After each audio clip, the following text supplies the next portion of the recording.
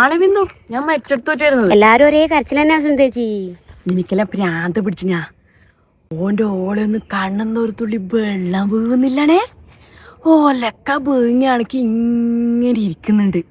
ഒരു ഞാൻ പോയിട്ട് ഇങ്ങനെ മുട്ടി നോക്കി, അനങ്ങുന്നില്ല. പോയവരാർക്ക് പോയി, ഓൻ്റെ അച്ഛനും അമ്മക്കും പോയി.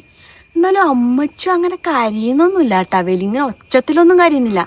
ഇടയ്ക്കിങ്ങനെ മോളെന്നെല്ലാം കേൾക്കുന്നുണ്ടായിന്. അച്ഛൻ മൂപ്പറ് പിന്നെ കരഞ്ഞിട്ടില്ലെങ്കിലും സാരമില്ല. ആണുങ്ങൾ പിന്നെ അങ്ങനെ കരയൊന്നും ചെയ്യില്ല. എന്നാലും ഓൻ്റെ ഓള കാര്യാന്ന്. നിനക്കോർമ്മയില്ലണേ എൻ്റെ അമ്മാമ്മൻ ചത്തേരം. ഞാൻ തെരഞ്ഞു കറിയുന്നല്ലേ ഉണ്ടായിനി. കരഞ്ഞു കരഞ്ഞ് ലാസ്റ്റ് എനിക്ക് ക്ഷീണായിപ്പോയിനി. ആരിക്കാ സുനിതേച്ചി ക്ഷീണായിനി? അല്ല സുധീഷേ, ഞാൻ എൻ്റെ അമ്മാമ്മ മരിച്ചിട്ട് എനിക്ക് കരഞ്ഞ് ക്ഷീണായ കാര്യം പറയുന്നു. ആ കൃഷ്ണാട്ടൻ മരിച്ചാരല്ലേ? എനക്ക് നല്ല ഓർമ്മയുണ്ടപ്പോ. നിങ്ങ കരഞ്ഞ് ഉരുണ്ട് മിറ്റം വരെ എത്തിയിട്ടില്ലേ? അന്ന് ആരെങ്കിലും ബോഡി നോക്കാൻ സമയം കിട്ടിയ? അതന്നെ സുധീഷേ ഞാൻ പറയുന്നേ. ഞാൻ ആ മരിച്ചെടുത്ത് പോയിട്ട് വരുന്നയാന്ന്. ഓൻ്റെ ഓളെ കണ്ണെന്നൊന്നും ഒരു തുള്ളി വെള്ളം പോലും വീഴുന്നില്ലടാ. ബിന്ദു എനിക്ക് തോന്നുന്നുണ്ടാ നാളെ മറ്റന്നാളെ എന്നെ ഓളെ കെട്ടിച്ചമഞ്ഞ് കിഞ്ഞു പോവും പണിക്ക് എന്നും പറഞ്ഞിട്ട്. ഓഹോ, നിങ്ങ മോശയില്ലല്ലോ സുനിതേച്ചി.